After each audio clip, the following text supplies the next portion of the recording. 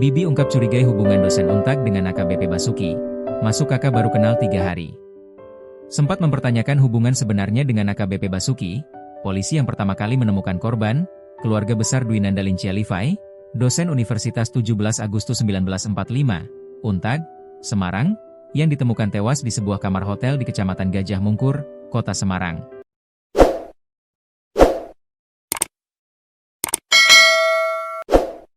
Setelah mengetahui bahwa Levi tercatat dalam kartu keluarga, KK, yang sama dengan Basuki beserta istri dan anaknya, keluarga menaruh kecurigaan. Apalagi sosok AKBP Basuki tak dikenal oleh mereka. Bibi Levi, Sri Nastiti Setia Pratiwi, 59, mengaku heran dengan keterangan awal yang disampaikan Basuki.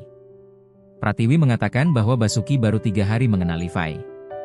Tidak mungkin kan? Kenal baru 3 hari sudah masuk ke kakak yang sama? Mungkin karena terdesak, lama-lama dia mengaku bahwa sudah kenal 2 tahun. Soal Levi, masuk ke kakaknya, katanya biar mudah mengurus pindah KTP, kartu tanda penduduk, Semarang, ujar Sri Nastiti Setia Pratiwi, 59, Bibi Levi, seperti dikutip dari kompas.id. Basuki kemudian beralasan nama Levi dimasukkan ke kakak agar lebih mudah mengurus perpindahan KTP ke Semarang. Penjelasan itu dinilai janggal oleh pihak keluarga. Sebab, Levi tidak pernah bercerita tentang kedekatannya dengan Basuki kepada keluarga.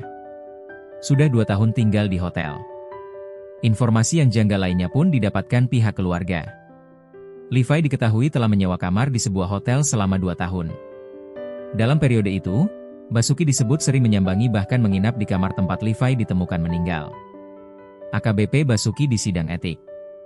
AKBP Basuki, ex-Kasubdit Dalmas Ditsamapta Polda Jawa Tengah, akan segera disidang Komisi Kode Etik Profesi, KEP, Polri dalam waktu dekat.